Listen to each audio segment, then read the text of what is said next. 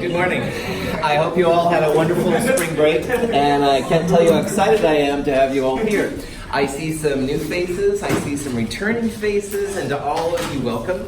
Chemistry 223 is my favorite of the three terms, and I hope to share some of that excitement with you.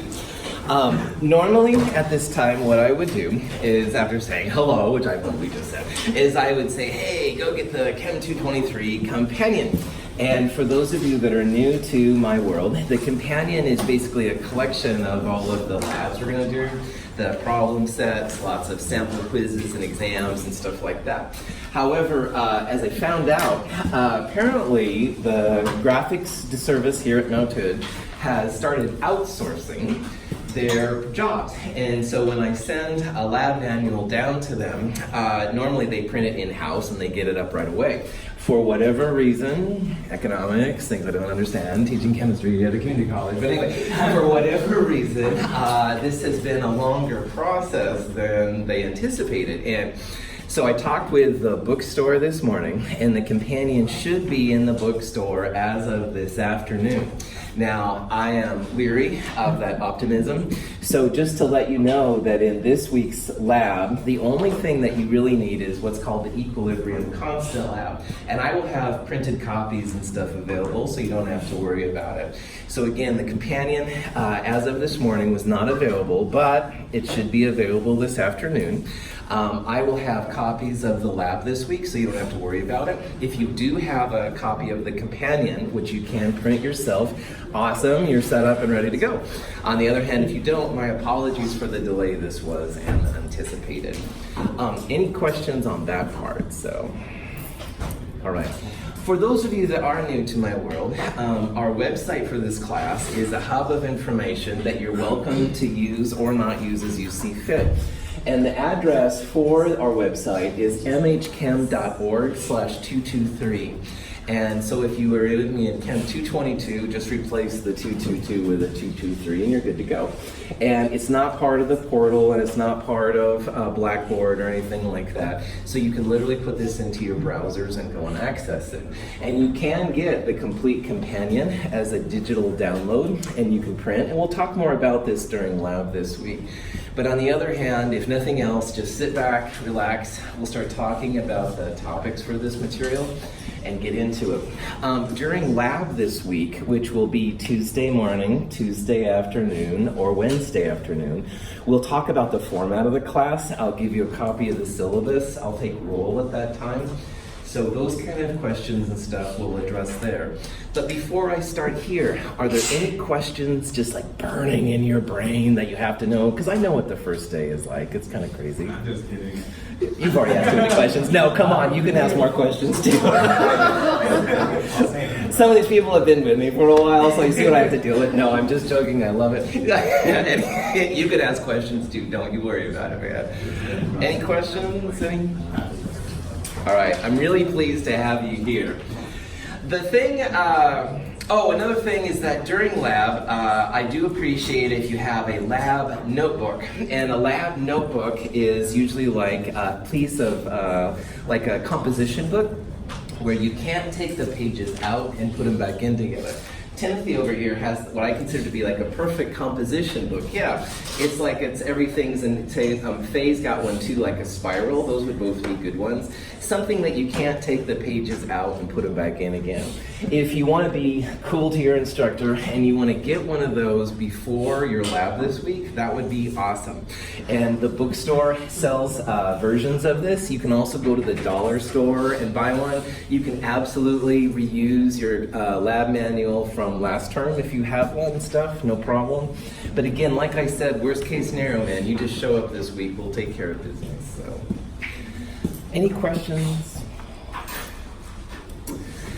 So I have a confession to make. I've been lying to you in Chem 221 and Chem 222 a little bit. I haven't been telling you the whole story on a reaction.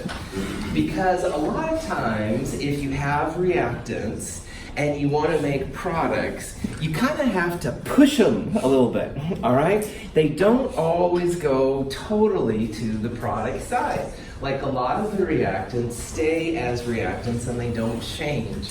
And that thing that I have omitted until Chem 223, which is kind of the integral part of this class, is called equilibrium. And so we're going to start right away and talk about what equilibrium is, why I haven't totally lied to you in some cases, and in other cases I've been pretty blatantly ignoring it, I'll be honest. But we're going to look at that this quarter, and we're going to really see how equilibrium is another powerful tool in the chemist's arsenal of making products. If a solution of lead ions is added to a solution of chloride ions, a precipitate of lead chloride forms. The equation for the reaction looks typical. If the sample is heated, the solid lead chloride goes back into solution. The reverse reaction takes place. This is an example of a reversible reaction. In the equation for such a reversible reaction, we use a bidirectional arrow. This is a reaction that in Chem 221 we talked about briefly. If lead ions are with chloride ions, they readily make a precipitate or a solid, and in this case it's lead 2 chloride. And if you place the chemicals together, as you saw in the video earlier, you see little white particles and stuff, which is the PbCl2 actually there. But really this reaction isn't just lead ions and chloride ions making lead 2 chloride. You actually have some of the PbCl2, the lead 2 chloride, dissociating back to the lead 2 plus and the 2 chlorides. So reactants on the left do form products on the right, which is what we focused on in Chem 221 and Chem 222. Now we're going to also look at the reverse reaction, where the solid is breaking down to the ions. And in these kind of situations where you don't have just a one-directional process, like reactants going to products or products going to reactants, we use what's called a bidirectional arrow. And there's different ways of writing this bidirectional arrow. It can be 2 full arrows, like right here. It can also be 2 half arrows, like that right there. And so if you see this new symbol, all right, that's what it means. It means that reactants are going to products, but products are also breaking down again and going back to reactants. Equilibrium is a huge player when it comes to chemistry, all right? And that's really why we've waited until this chapter. We're going to start looking at the different applications of equilibrium. I forgot to mention that this thing here in front of Hunter up here is a way that I record my lectures and stuff for you to look at later. And this, my little iPhone here, is recording, and it's hardly an Academy Award winning video production or anything like that. However, later on, if you ever want to, you can download this from our website or look at it and stuff. You can scrub through to see parts if it didn't make sense the first time. And also that if you have questions on anything, you let me know and I'll help you get there. Cool. So equilibrium is really going to be the focus of a lot of Chem 223. And the thing about equilibrium is that it doesn't stop. It's going back and forth all the time. Dynamic means that reactants are going to products, but products are also going back to reactants. It's like if you would look at like a dance at a high school, let's say, and sometimes people pair up and they start dancing, but then while other people start dancing too, some of the original people that are dancing no longer dance, they go their separate ways. It's kind of like back and forth and back and forth. And you can probably imagine that at the high school dance, there's going to be some songs that are really cool and it makes people dance a lot. And other songs are like, 80s country music or something, not as exciting, I don't know. So there's not as many dancers for those kind.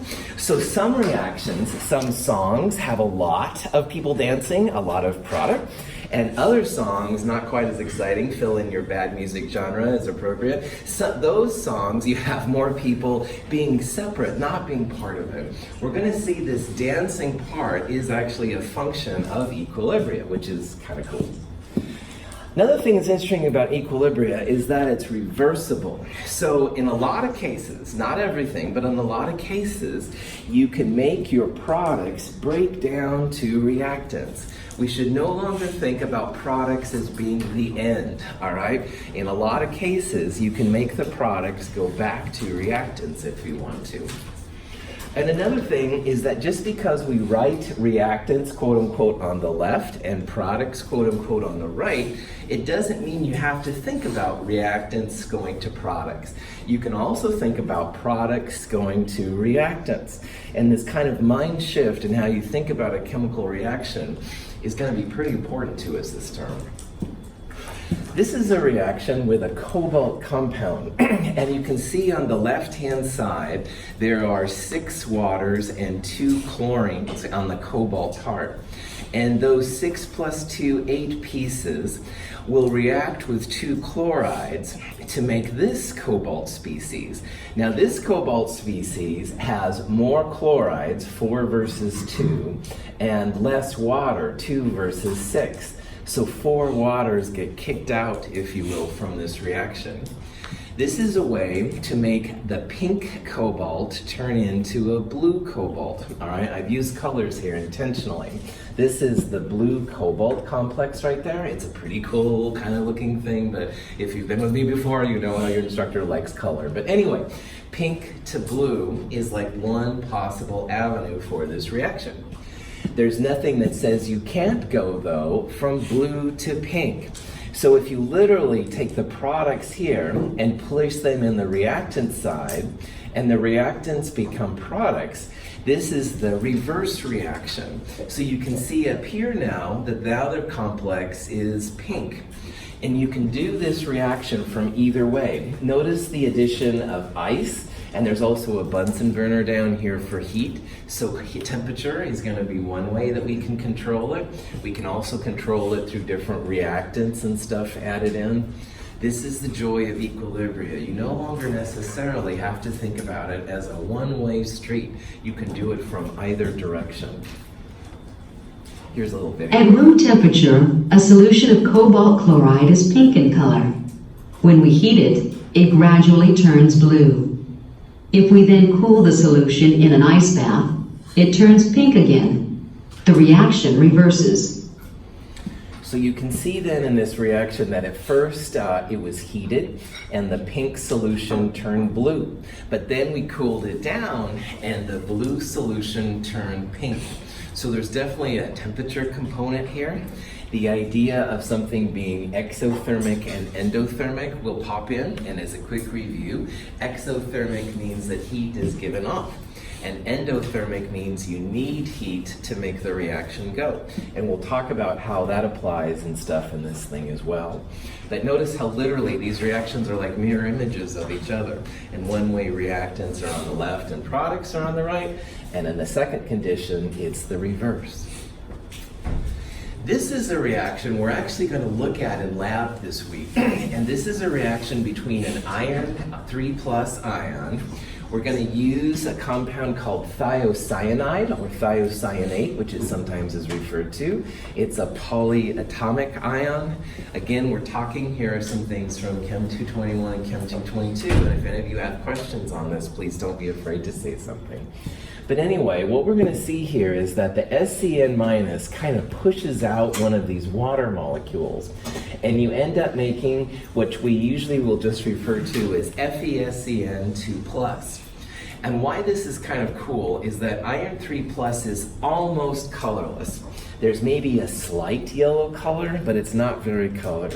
Thiocyanide is definitely colorless.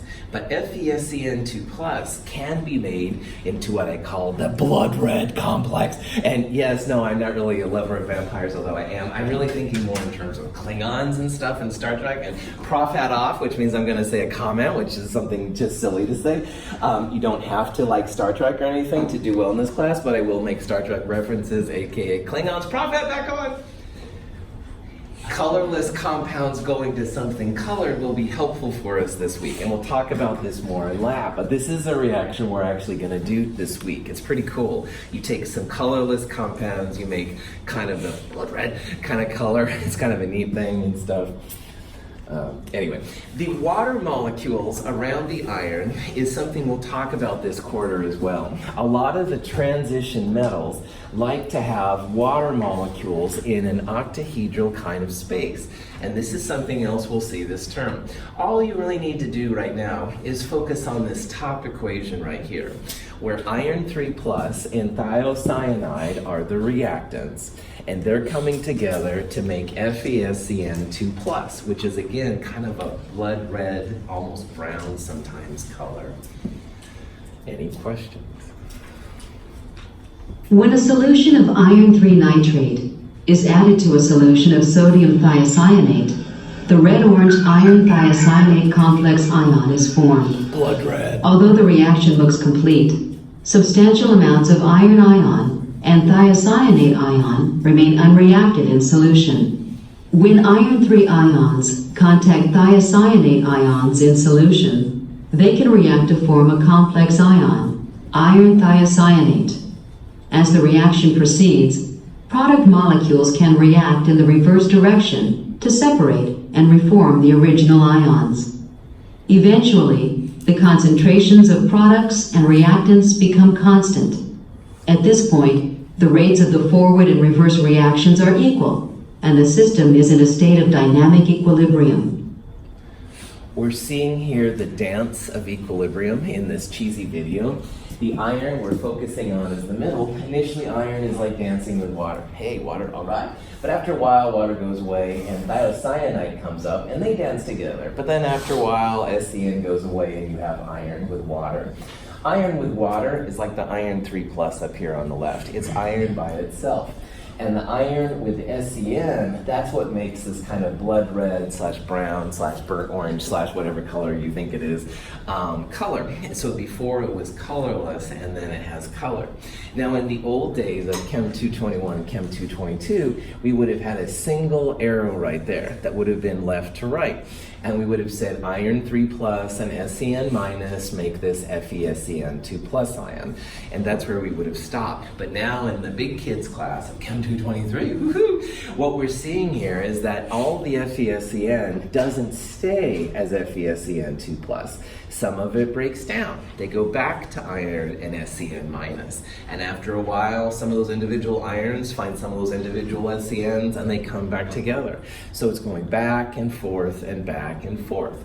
And this is what equilibrium is. Now, after a while, you have, if you will, a state where you have a constant amount of FeSCN2 plus, Fe3 plus, and SCN minus. And that truly is the equilibrium spot that we're going to be talking about.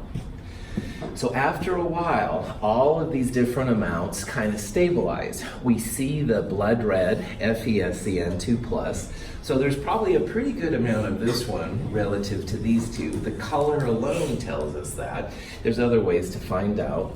And those forward and reverse reactions, they're still going on. The dancing is still happening, all right? It's just that now we have like a constant amount, a relatively constant amount of these two at the same time. Here's some examples of equilibria around you that you may not have seen. And one of the easiest ones is, again, our good old friend H2O, water. And water, if you, of course, you put it in the freezer, becomes ice, all right? You take it out of the freezer, the ice melts the liquid water. And you can go back and forth and back and forth and back and forth. And that actually is an example of an equilibrium. It's a temperature-based equilibrium, all right? Because obviously the temperature is a big deal. But there's other ones too, if you've ever been caving or spelunking. Stalactites, stalagmites, which form often in caves, are basically equilibrium as well.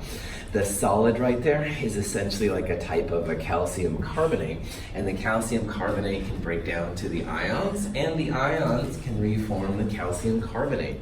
So there's lots of examples of these kind of things around us, and you'll start seeing them more as you go through. So this is an example of how chemists describe equilibrium reactions. And if you have a generic reaction where big A and big B make big C and big D, i.e. big A and big B are reactants, and big C and big D are products, then you can describe the equilibrium through what's called an equilibrium constant. And it's given the symbol capital K. And capital K, the equilibrium constants, is literally the products divided by the reactants. So notice here that the big C and the big D are on top, and the big A and the big B are on the bottom. So those right now is the most common form of an equilibrium constant. If something is written in square brackets, it's molarity. And molarity stands for moles per liter. And most of the time, our equilibrium constants will be based on molarity. Now, notice the little a, b, c, and d. Those are the coefficients, the stoichiometry coefficients for the reaction. You want to raise the different pieces by their stoichiometry. So big C is raised by little c, big D is raised by the little d, etc., etc. And if you know all of these products and reactants, you can actually calculate the equilibrium constant. And these K's are literally just numbers, all right? They're numbers that are always positive, they're never negative. If the number is bigger than 1 or less than 1, will make a big difference to us. We'll see in a little bit. But this literally is what we're going to be talking about now. The next several chapters, like different ways to find equilibrium constants for the reaction. K's are definitely temperature dependent, all right? So if you start changing the temperature, you can change the value of the K. These K's are kind of really important when you're studying a reaction. And through the K, you can find out then if a reaction is going to go or if it's not going to go. A lot of power can be found through the equilibrium constant. So with that being said, I'd like to go through the first of the iClicker questions. Now, iClickers, if you have one, I encourage you to get it out. An iClicker looks something like my blue remote control. Yours would be white, all right? But you can see that it's just this little tiny remote control thing. And I offer extra credit if you participate in 15 of these lectures. And so here in a little bit, I'll show you an example of an iClicker question, and I'll give you up to 5 possible answers. You literally just pick the one on your iClicker that you think is closest to it. I don't really care if you get the answer right or wrong, but I do like it that you're participating and thinking about the question. So when I show you the question, put the answer down. That's a participation point, all right? And if you participate in 15 lectures, you get the extra credit that comes along with it, so it's kind of worth it. Anyway, our first equilibrium question looks like this. We have a reaction where sulfur trioxide is breaking down to sulfur dioxide and oxygen. And I'd like you to see if you can find which one of these expressions is the equilibrium constant expression for this reaction. And like we saw over here, all of the equilibrium constants, it's products over reactants. Products are always going to be for us on the right-hand side, and the reactants will be on the left-hand side. So on the top part, you want to have the SO2 and you want to have the oxygen on the top. You want to have the SO3, the reactant, on the bottom. But this first one isn't quite right because as you can see up here, like little a, you raise the values to those different numbers. And that's in this reaction, that's a 2, and a 1. So this one doesn't have any equilibrium coefficients to it. But if you look at the next one down, here's a little 2 by the SO2. So this 2 goes right there. The O2 has an invisible 1. SO3 has a 2 right by it. The answer here should be B, all right? So this is an example of finding an expression for an equilibrium constant. Any questions on this question or using an iClicker? Yeah. If the reaction, you can go in both ways, so you know which one is the products and which are the reactions. Excellent question.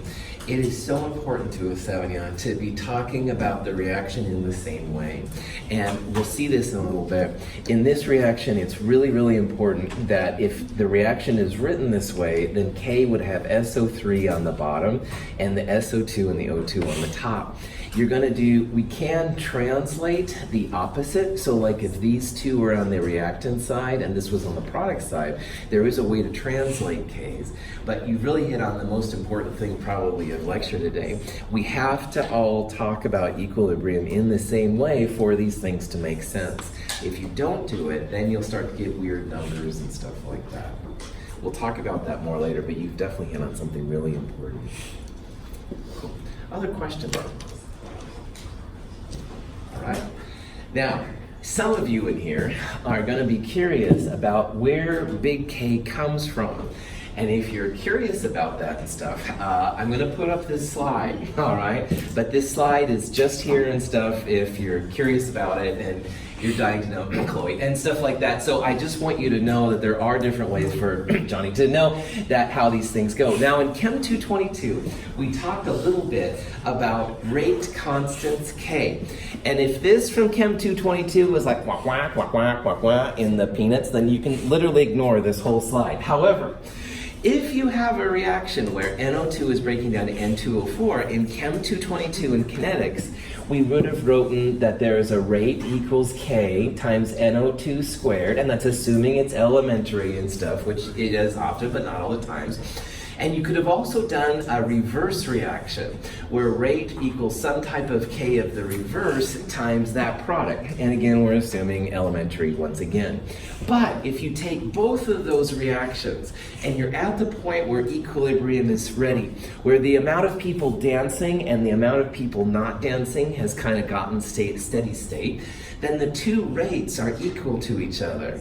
So you can start doing some funny math, letting those two equal to each other, get all the K's on one side, and voila. The equilibrium constant is really nothing more than the kinetics rate constant in the forward direction divided by the kinetics rate constant in the reverse reaction. So those little K's that we work so hard with Chem 222 are actually behind the scenes in Chem 223. And I'll be honest, we're not going to talk about kinetics hardly at all this quarter. However, if you're curious where the big K comes from, that's where it comes from. It's basically a kinetics kick out. Questions on that? Good. So here's a reaction where H2 and I2 are coming together to make HI, all right? And this is a graph where we have concentration on the y-axis, and you can think about it as a type of a time, if you will, on the x-axis. It's like how the reaction is proceeding. So you can see that here at time 0, we put H2 and I2 in, and there was no HI. But as the reactants were allowed to dance with each other, essentially, the HI starts to form. So the concentration of the product is getting larger, and the concentrations of the reactants are diminishing. Now again, in Chem 221 and Chem 222, we would assume this was straight down and HI was straight up to some maximum. But in this equilibrium, once the HI forms, a lot of it is breaking down back into the H2 and the I2. So after a while, the amount of the HI formed is equal to the amount of the H2 and the I2 that's formed from the products breaking down. So this part right here, where the line is more or less straight across, that's the equilibrium part, all right? This is where we want to know as chemists, what's the relative amounts of the HI, the H2, and the I2, because that's where you're going to be at equilibrium. So I put in this kind of cheesy little arrow thing right here, all right? At that point, you're basically at equilibrium, all right? Because the HI is not changing too much, and the H2 and the I2 is not changing too much as well. The amount of HI and the reactants is constant at this point. So this is now where we can start to write the equilibrium constant definition. These amounts aren't changing, this amount isn't changing, the amount of it is actually about there. So you can write then a type of an equilibrium constant here, where the HI, which is squared because of the 2 right there, divided by the H2 and the I2, actually is equal to this number, 55.3. People have studied this reaction quite a bit. So the equilibrium constant for this reaction is 55.3. Now remember that things in square brackets are in moles per liter, all right? These reactions are gases, but what that means is you have so many moles of gas in the flask volume. That's like a type of a moles per liter here for gases. So the moles per liter can be for solutions, which is what we've dealt with a lot in Chem 221 and Chem 222, but it can also be for gases.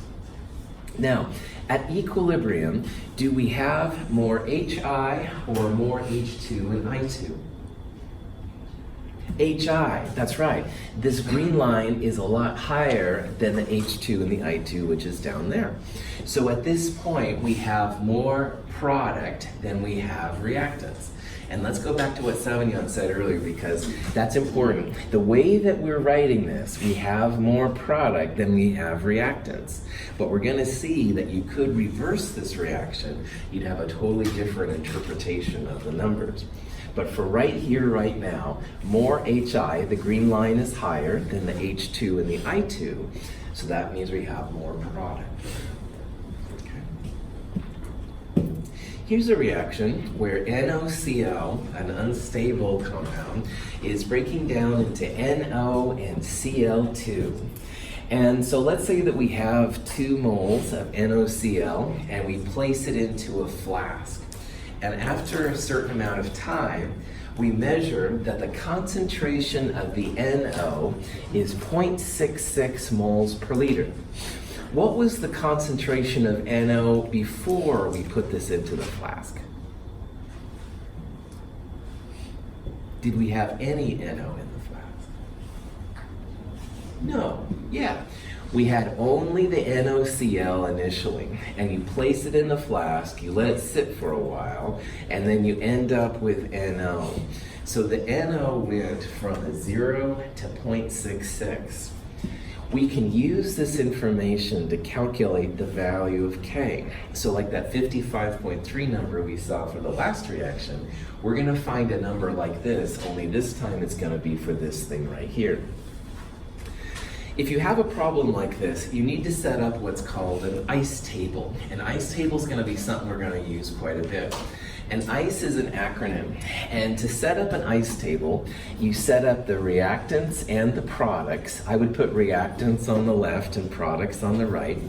And ICE stands for initial, C stands for change, and E stands for equilibrium.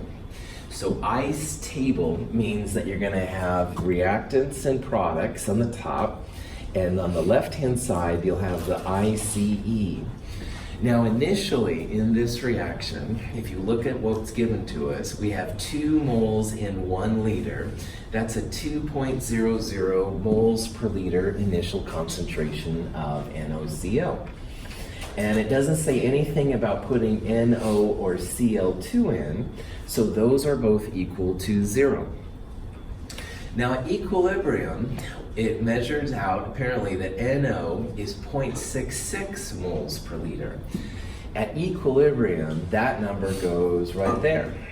And if we want to find a value of K, we need to have the other values here at equilibrium, like how much is left over. And if we think about this, we can figure out what these other 2 values are.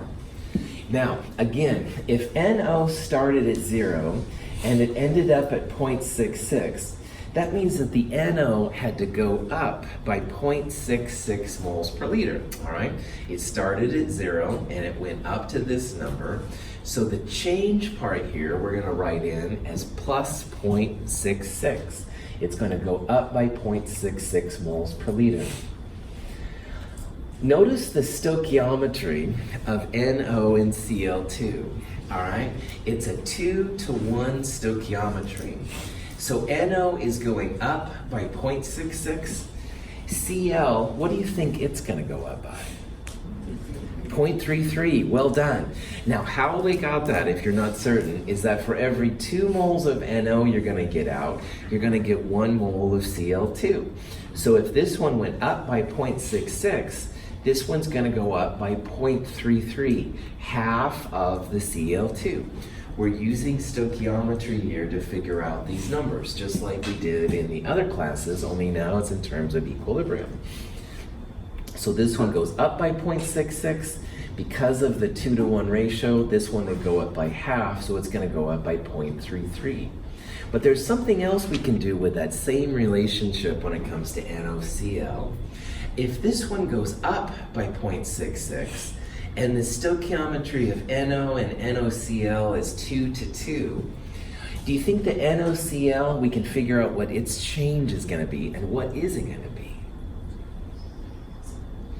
Going to go down, good, because it's a reactant. Reactants are going down while the products are going up. How much will the NOCl go down? 0.66. So check this out. You can only make NO and Cl2 from NOCl. This has to go down. First of all, I want to make that very clear. It has to go down if these two are going up. And that's a good thing about equilibrium tables. You can almost think about it as having a line. And on one side, your change will be negative, and on the other side, it's going to be positive. In this reaction, NOCl is going to go down as it makes these two while these go up. And if this one increased by 0.66, this one's going to go down by 0.66. This one goes down by 0.66, this one goes up, this one goes up, and so at equilibrium, you're going to have 2 minus 0.66. So using stoichiometry and the one value of equilibrium, you can actually calculate these different parts. This is where the action is, this is where reactants and products are changing. And again, notice how this line, it's 2 to 2 to 1. Just like up here, it's 2 to 2 to 1. And this side is going down. These two sides are going up. We're going to use these numbers on the next slide to calculate the equilibrium constant for this reaction. Any questions on this?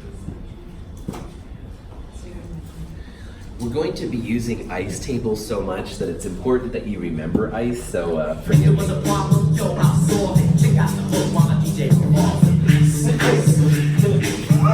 I used to really like this song a lot, but obviously I've been talking about dancing too much and stuff, so it's pretty... Vanilla Ice, I'm dating myself at this point, I know, but anyway, I can dance, but I don't quite feel like this morning, so yeah. Alright, stop. Anyway, now you'll remember ICE tables. Alright, yes, good. Okay, please don't drop. Anyway, so here's the different values for equilibrium, our ICE table from before. And what we're going to do now is we're actually going to figure out the K value. And again, K, products divided by reactants. So in the way we're talking about it, it's these two divided by this one. The NO is squared, the Cl2 to the first power, and NOCl also has a squared by it. And the numbers we're going to put in here are the numbers on the E line of the ICE table, the equilibrium values. So you plug this into your calculator, 0.66 squared times 0.33 divided by 1.34 squared. You get this fantastic number, 0.080. Woohoo! Congratulations, you just calculated your first equilibrium constant. Yeah. I know, I get excited by weird things. Questions on this process? Yes? Are there units on the K value? Good call. So just like in the kinetics group, we didn't usually talk about the units with the little k's. We usually don't talk about the units with these k's either. If you want to do it, Maria, all of these right now are moles per liter. So the moles per liter squared would cancel this moles per liter squared. There would be like just moles per liter. But they are optional and it's not usually done. Cool. Questions? When you're writing an equilibrium constant, all right, by far the most common are gases and aqueous solutions. Aqueous means that the solvent is what? Water, dissolved in water, that's right. Those are the two most common by far. If you do see solids or liquids though, they aren't placed in the equilibrium expression. So for example, here's sulfur and oxygen going to sulfur dioxide. Notice how the sulfur, which is a solid, doesn't appear down here, all right? So the sulfur is a solid, it's emitted. Also, if you have a liquid, liquids are emitted. This reaction is something we'll look at a lot in the next two sections. In this reaction, water is a liquid, it's a reactant, and notice that the water is not down there. So in your equilibrium expression, you'll only have things that are aqueous or gases, no solids or liquids. Yes? Is this another one of those things where if we take a later chemistry class, I'll be like, we told you that for that class, but we lied again, and we're doing it differently? That's a very fair question, and I understand completely why you're asking it. No, Natasha, to the best of my knowledge, no one ever uses solids or liquids.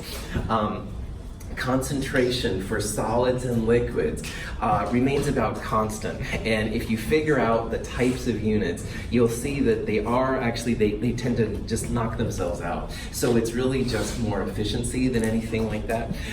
If you come to my office, we can talk more about it, but for right now, just as a leap of faith, just no, you won't see that ever in the future. At least, well, okay, I never saw it in all my degrees anyway and stuff, so, and you shouldn't see it either. Questions? Other questions? You can ask any question you want. I'm going to repeat that too. If you have a question from Chem 221, something I'm talking about that's not clear, definitely come see something or send me an email. I'm happy to answer anything. You can ask any questions. My answers sometimes may be a little cheesy, but you can ask anything you want. So here's a reaction, one of my favorites, potassium in water. Woohoo, kind of lots of energy release. Anyway, you also see, if you look here carefully, all phases of matter: solid, liquid, gases, and aqueous, which means dissolved in water. So of these equilibrium expressions, you want to have something where the solids and the liquids are emitted. And so it's not probably too hard to see that you'll have KOH in the product, and it'll be squared. You're also going to have hydrogen gas, which is okay to have as moles per liter. But notice here how both of the reactants that are solids and liquids, and they're exempt from these kind of reactions. In math and in science, you never want to divide by zero. In your calculator, it causes them to kind of have an aneurysm, basically. So if you don't have anything in the reactant side, think of it as dividing by 1. So the very best way to write this equilibrium constant then would be E, KOH squared times H2. But both of the reactants are solids and liquids, it would be like dividing by 1, all right? So just have it just equal to these guys right there. Any questions on that? You can manipulate expressions all over the place, and this is a powerful thing sometimes because defining reactants and products is really important. So here's the SO2 formation reaction again. Sulfur is a solid reacting with oxygen to make SO2. So the sulfur, the reactant, is not included. You would have SO2 divided by O2 only, and let's call that K1. Now, you can also take sulfur dioxide and react it with additional oxygen. And sulfur trioxide is another little beast and stuff that can happen. You can write an equilibrium expression for this as well. Products over reactants, sulfur trioxide, sulfur dioxide. Notice here that oxygen is raised to the 1/2 power. Now, as a chemist, I really dislike using fractions if you can help it, but they do pop in once in a while. What happens when you raise something to the 1/2 power in math? What does that mean? Square root, that's right. So if you see something to the 1/2 power, another way to think about that is taking the square root of it. This would be the way you would define K2, which is the second reaction. But let's say that Hunter and I wish to combine these two reactions. We want to kick out the middleman, the SO2. No problem. Let's do it. Sulfur and 3/2 oxygen going to SO3, we would write like this. Again, the solid sulfur is omitted. SO3 would be our product, and O2 to the 3/2 power would be the reactant. However, notice that if you took K1 and K2 and you multiplied them together, you get the same result. So in K1, we have SO2 as a product. In K2, we have SO2 as a reactant. SO2 on the top divided by SO2 on the bottom, they cancel out. You would have SO3 on the top And O2 plus 1/2 O2 makes 3/2 O2 on the bottom. If you wish to combine two reactions, you can just multiply the K's together to give the overall value. So if Hunter and I would just take K1 and K2 and multiply them by each other, that would be a way to find the K for our reaction. But there's other things you can do. So here's the sulfur trioxide reaction. And let's say your annoying chemistry instructor says, hey man, get rid of the fractions. And you're like, okay, fine. So you multiply everything through by 2, all right, to get rid of that pesky fraction. That's totally fine. You can write the new K as SO3 squared divided by oxygen to the 3rd power. Again, we're keeping the sulfur out because sulfur is a solid. But notice here as well, old K squared is equal to the new K. Like if you took SO3 squared and O2 3/2 times 3, or times 2, excuse me, the 2's cancel out and you're left with 3. Old times 2, or old squared is equal to the new K. So this is another thing. If you multiply everything through by 2, raise it to the 2nd power.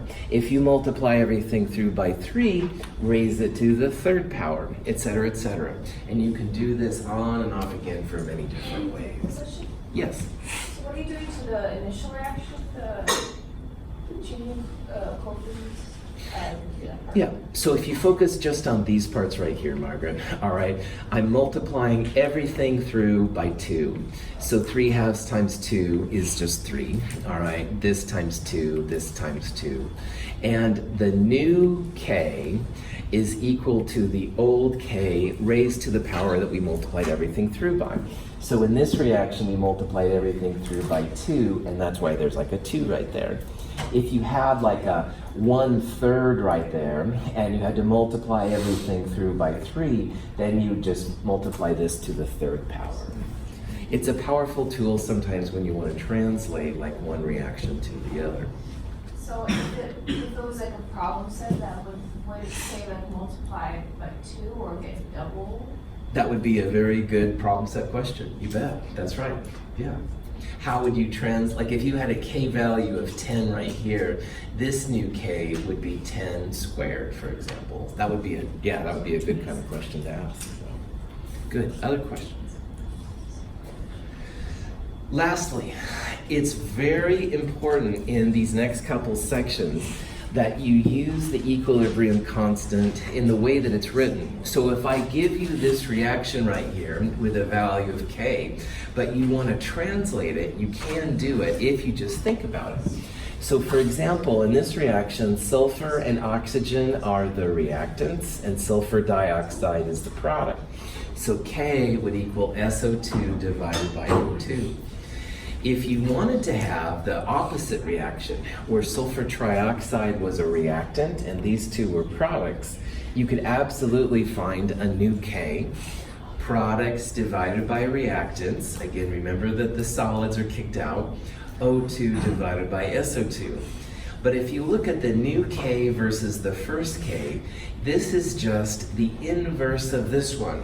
Like if you went 1 over this K, the two things would reverse. So O2 would go to the top and SO2 would go to the bottom. So if you flip a reaction around, all right, 1 over the old K equals the new K. And back to what Savignon said again, you had that cool comment this morning, man. You have to talk about reactions in the same way. Like my K could be 10 the way I was writing it. And if you're studying this reaction, you'd get like a K of 1 over 10. And you're like, oh, well, something's wrong with somebody's data. No, it's the way we're translating, the way we're interpreting the data. So as a caveat for this whole section, if I give you a reaction like this with a K, make sure that you use that one, all right? Because if you don't use that K, then you'll have a different type of number and it gets kind of weird. At the bottom of some of the slides, I'll have links to things like this. And these are things that are in your companion. And this is a handout on different ways to manipulate equilibrium constants. So I encourage you to check that out.